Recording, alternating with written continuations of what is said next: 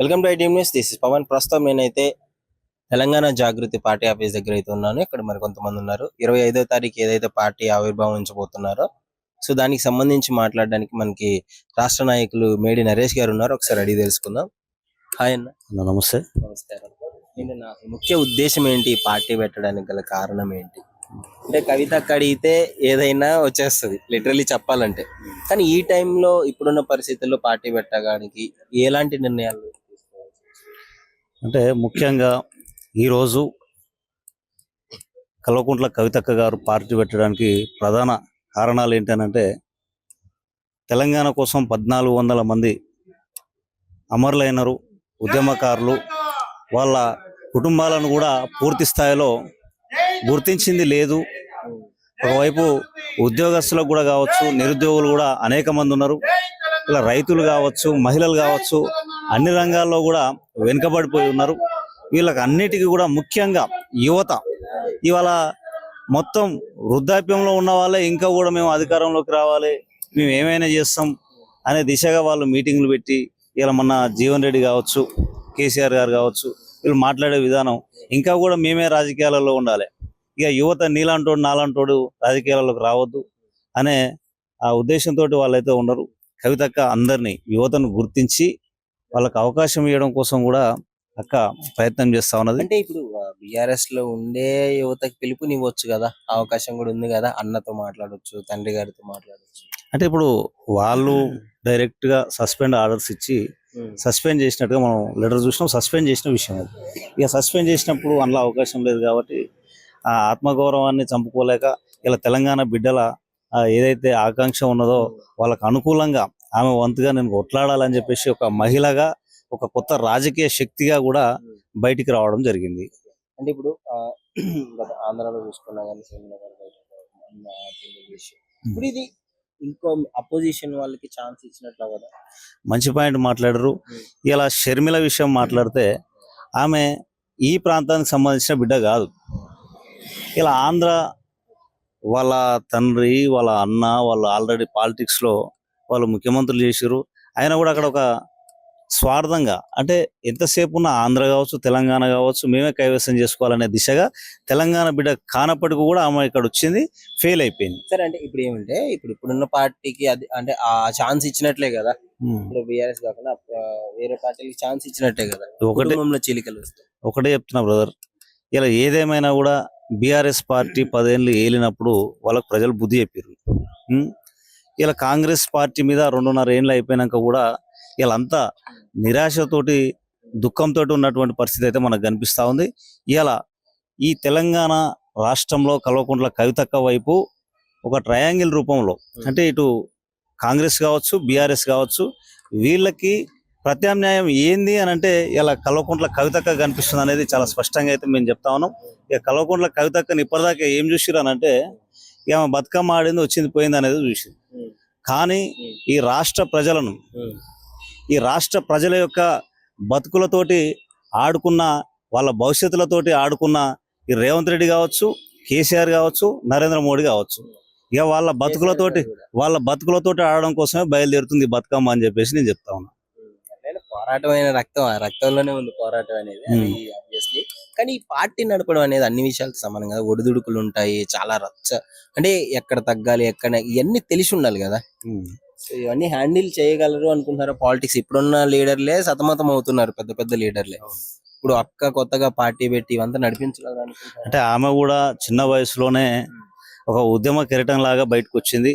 ఆమె కూడా ఒక 25 సంవత్సరాల ఉద్యమ నేపథ్యం ఉన్నటువంటి ఒక ఉక్కు మహిళ అని కూడా మనం చెప్పుకోవచ్చు. ఎంపీగా చేసింది, ఎమ్మెల్సీగా చేసింది. 2001 నుంచి కూడా జాగృతిని నిర్మాణం చేసుకుంటూ ఆమె వచ్చి ప్రజాక్షేత్రంలో ఆమె కూడా తనదైన శైలిలో ముందుకు వచ్చి ఒక 25 సంవత్సరాల ఎక్స్పీరియన్స్ తోటి ఒక 10 ఏళ్ళు ప్రభుత్వంలో నడిపించి ఈ అనుభవంతో ఆమె ముందుకు వస్తుంది. ప్రజలకు ఏమి కావాలో ఆమెకు తెలుసు. ఇలా మహిళలలో కూడా ముఖ్యంగా ఎటువంటి కులము, మతము, భేదము అనేది కూడా కనిపించకుండా ఇలా ఈమె సరైన ఒక దిశాలి అని చెప్పేసి ఈమెను చూసే విధంగా నిజంగా అన్ని పార్టీల నాయకులు కూడా ఇవాళ కల్వకుంట్ల కవితక్క పార్టీ అధికారంలోకి తీసుకురావడానికి కూడా ముందుకు వస్తారని చెప్పేసి ఈ సందర్భంగా నేను తెలియజేస్తాను. Telangana Jagruthi party Hyderabad youth president Manoj గారు ఉన్నారు. ఒకసారి అడిగి తెలుసుకుందాం పార్టీ ఆవిర్భావ దినోత్సవం గురించి, అదే ఇంకా పార్టీ ఎజెండా ఏంటి, పార్టీ ఏ దిశగా ముందుకు వెళ్తుందనే విషయాలు. హాయ్ అన్న. Hi, how are you? Congratulations అన్న. Thank you. Thanks a lot. And my super my Supremo, of course, she's my Supremo. My God. Supremo ఏంటి అంత అభిమానం అక్క అంటే?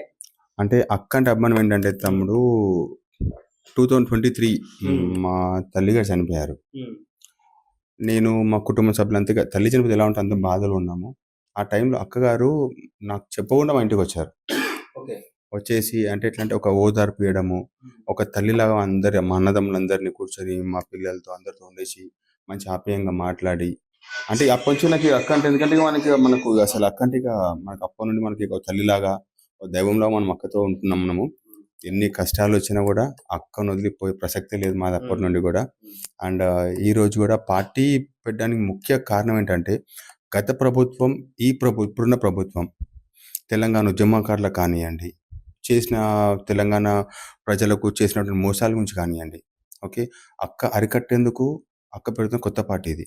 ఎందుకంటే ఇప్పుడు అక్క పెట్టే ముందు జాగృతి జనం బాట పేరుతో 19 జిల్లాల దాకా దాదాపు తిరిగింది. అప్పుడు ఓన్లీ అక్క పాదయాత్ర చేయలేదు. అప్పుడు ఓన్లీ అక్క ప్రజల సమస్యల కోసం వెళ్ళి పోరాడింది, తెలుసుకుంది సమస్యలు, నిలబడింది అందరితో.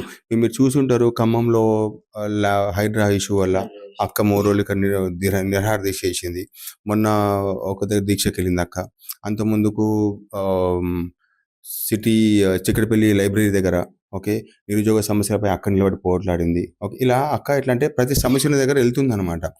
అండ్ ఇంతవరకు ఎవరు పెట్టినటువంటి ఉద్యమకారుల మహాసభ పెట్టిన ఘనత దక్కింది అంటే మన కవిత గారికి ఒకదానికి. గత ప్రభుత్వం పెట్టలేదు, ఈ ప్రభుత్వం పెట్టలేదు. అండ్ ఇంత పెద్ద సభను అక్కబెట్టి ఉద్యమకారులందరినీ కలుపుకొని పోయేసి ఈరోజు ఒక నవ తెలంగాణ కోసమని, అట్లాంటి ఒక కొత్త రకమైన తెలంగాణ కోసమని మహిళలకు కల్పవృక్షంలాగా ఓకే ఆ ఉద్యమకారులకు వాళ్ళకి ఏదైతే హామీలు చేశారో గత ప్రభుత్వము అవన్నీ ఇచ్చేందుకు, మెయిన్ అక్క యువతకు నిరుద్యోగ సమస్యను నిర్మూలించనీకి ఓకే ఇట్లా అంటే అక్క మేనిఫెస్టో చెప్తున్నా బ్రదర్. బొమ్మ కనిపిస్తుంది అందరికీ. You wait and see on 25th. Okay, I request all the Telangana state people, please do attend the party launching day is 25th of this month at Munirabad, Medchal. Please do come. అన్నగదు brother, మీరు రెండో రోజు అందరు కూడా okay. దాదాపు ఒక 1,00,000 పైచిలకు వరకు జనాలు వచ్చే అవకాశాలు ఉన్నాయి ఈ కార్యక్రమానికి. అంటే ఇప్పుడున్న పార్టీలకి పార్టీ పెట్టడం అంటే ఎగ్జాక్ట్లీ ఒక ఆపోజిట్ గా వెళ్ళడం అన్నట్టే లెక్క. సో ఎలా నీ జీవితంలో అంటే నేను నిన్న అడుగుతున్నా బ్రదర్, నీ జీవితంలో జైలుకు పోయినాను, జైలు పోసే సమస్య తెలుస్తుంది, ఆ ధైర్యం ముందు తెలుస్తుంది. అంత తిహార్ జైలుకి వెళ్ళేసి ఒక 6 నెలలు ఓకే పిల్లలకు దూరమై ఓకే కుటుంబానికి దూరమై చెడ్డ పేరు అంటే సోషల్ మీడియాలో వస్తున్న వైరల్ తెలుసుకుంటూ కూడా అక్క నిలబడిన చూడు, అక్క ధైర్యం అనేది తెలిసింది మనందరికీ. అక్క వచ్చినాక కూడా అక్క ద వే అక్క మాట్లాడే విధానం కానీ ఇప్పుడు మీరు కిందెళ్ళి చూడొచ్చు, దాదాపుగా 1000 మంది దాకా ఉంటారు కింద. ఎవరు వచ్చినా కూడా అక్క వాళ్ళందరితో కూడా ఆప్యాయంగా మాట్లాడి అందరు సమస్యలు తెలుసుకొని అందరితో మాట్లాడి పంపిస్తుంది. కానీ ఎవరిని కూడా అక్క నేను బిజీ ఉన్నాను చెప్పి పంపించదు. ఇప్పటి నుంచి కాదు, నేను అక్కతో దాదాపు 2006 నుంచి నేను అక్కతో ఉన్నాను, నేను చూస్తున్నాను కదా. దాదాపు ప్రభుత్వం ఉన్నా కూడా అప్పటికి ఇంటి ముందు డైలీ 2,000 మంది వచ్చేవాళ్ళు. నేను ఆనెస్ట్లీ స్పీకింగ్ ఓకే 2,000 మంది వచ్చేవాళ్ళు. ఎవరైనా కానివ్వండి, ఫోటో కానివ్వండి, సమస్య కానివ్వండి, అక్క అంటే రండి అమ్మ చెప్పండి అంటే అక్క సమస్య తెలుసుకొని కొన్ని ఇన్స్టెంట్గా ఏంటో కనుక ఇన్స్టెంట్ ఫోన్ కాల్ మీ ద్వారా చేసేది, కొన్ని రాసుకునేది, కొన్ని పిఏలకు కానీ పిఆర్లో కానీ చెప్పేది పనులు, ఇట్లా వీళ్ళతో మాట్లాడి కోఆర్డినేట్ చేయండి అని ఒక అంటే అడ్రస్ చేయడం ఇంపార్టెంట్. అక్కడ రిసీవింగ్ ఈజ్ ఇంపార్టెంట్, వాళ్ళ సమస్యలు తెలుసుకోవడం ఇంపార్టెంట్, అది వేరే విషయం. అది వేరే విషయం. అది నాకు చెప్పండి, ఏ నాయకుడు అట్లా 2,000 మంది డైలీ కలిసి గవర్నమెంట్ వచ్చినాక, అంటే నేను పేర్లు చెప్పను కానీ చెప్తాను, ఏ నాయకుడు కలిసిండు?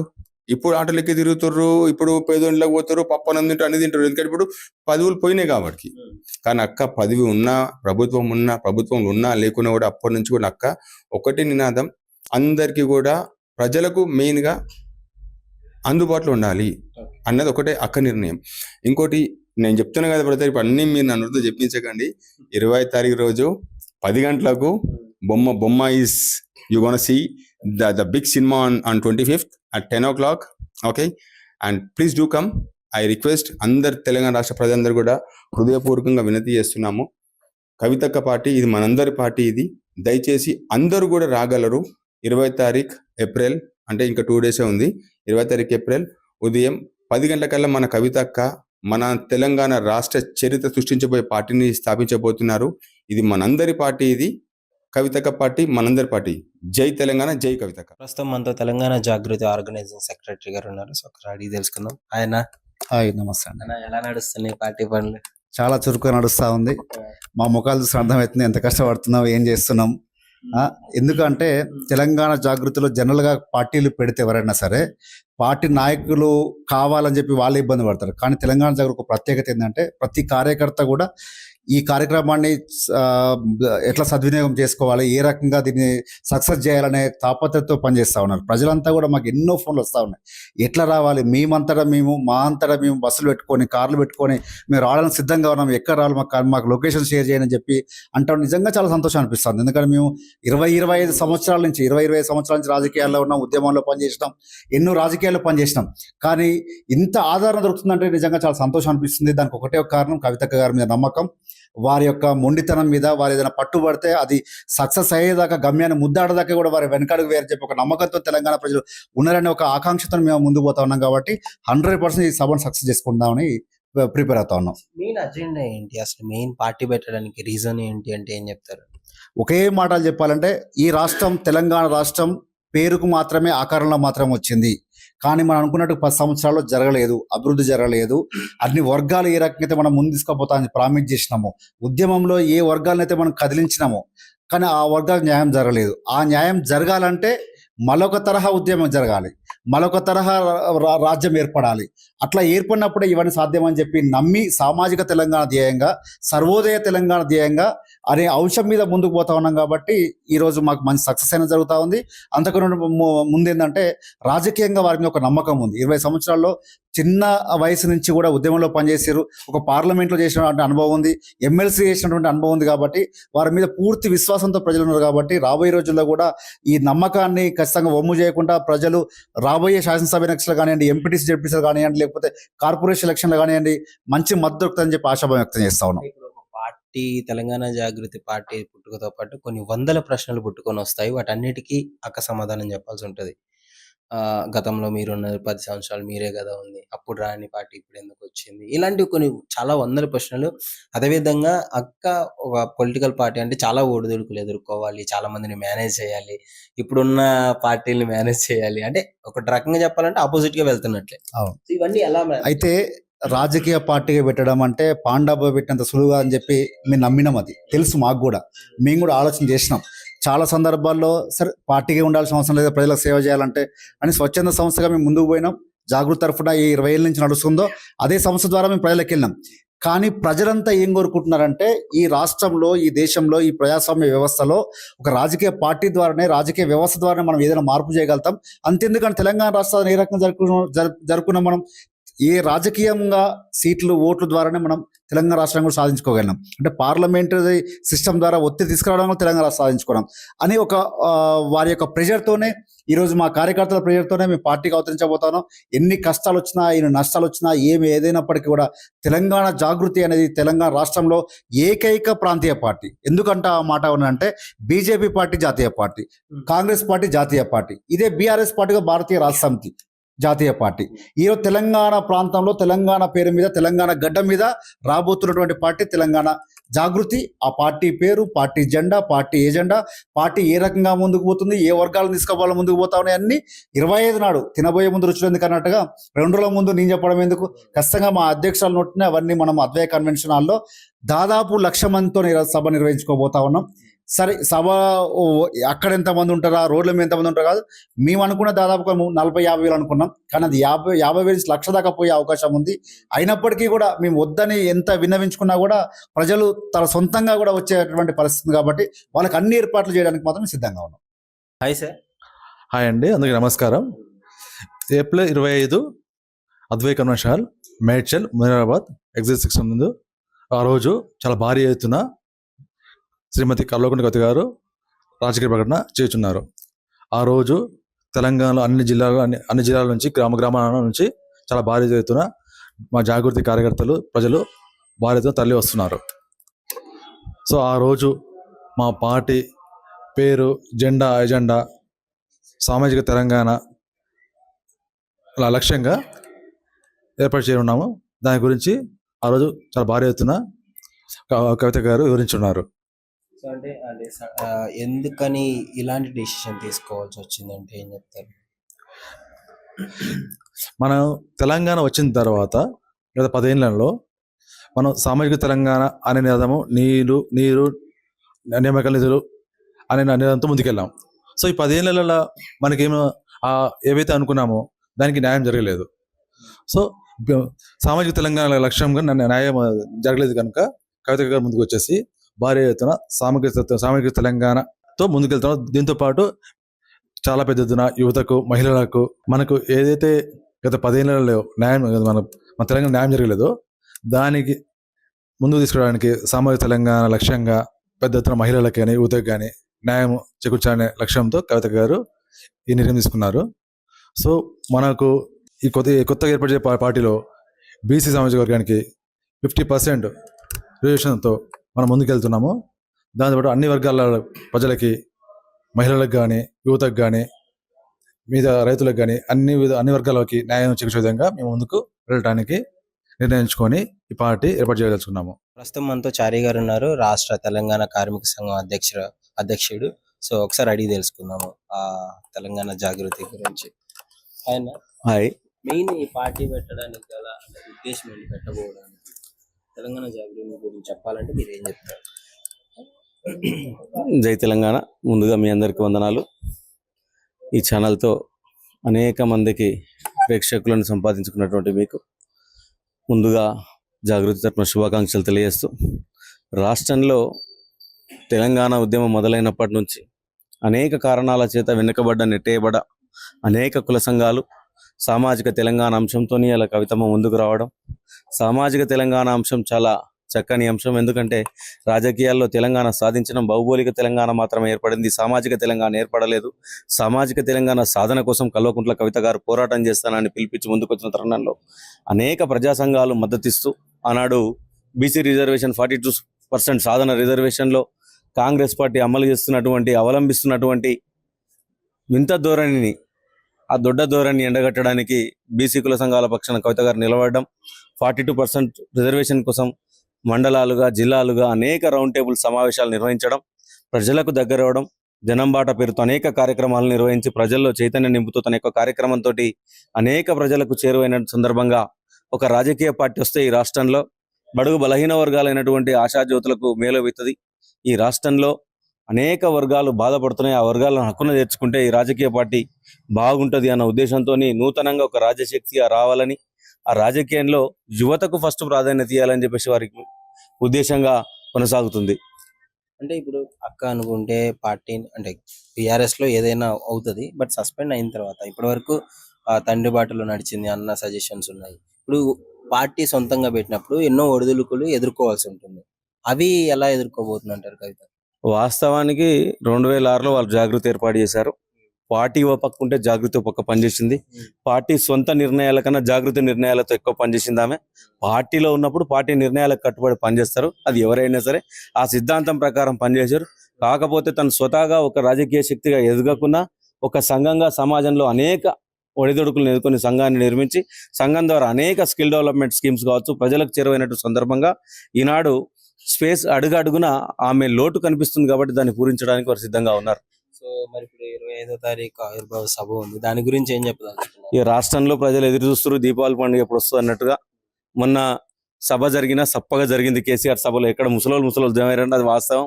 ఎందుకంటే ఎన్టీఆర్ని ఓడగొట్టడానికే కాంగ్రెస్ అనేక కుట్రలు పడినటువంటి ఇవాళ ఆయన తీసుకొచ్చి జీవన్ రెడ్డి గారిని తీసుకొచ్చి ఈ తెలంగాణ ఉద్యమకారుల కోసం తెలంగాణ రాజకీయ అనిశ్చితగలవడానికి ఏర్పాటైనటువంటి టీఆర్ఎస్ బీఆర్ఎస్ గా మరి తెలంగాణ ఉద్యమకారుల ఆకాంక్ష నిండగట్టినటువంటి పార్టీ మళ్ళీ ఇవాళ అటువంటి తెలంగాణ ఉద్యమ వ్యతిరేకుల్ని కలుపుకోవడం వల్ల ఇవాళ ఆ పార్టీ కథం అయిపోయిందని అనుకోవాలి. కాకపోతే చెప్పుకోవడానికి పెద్ద ఆయన ఉన్నాడు, గొప్పలు నడుతున్నాయి, కానీ కింద ఒరిజినల్ గా గ్రౌండ్ లో ఎవరు పనిచేసే విధంగా లేరు. రానున్న రోజుల్లో రాజకీయ పార్టీ కోసం ఎదురు చూస్తా ఉన్నారు.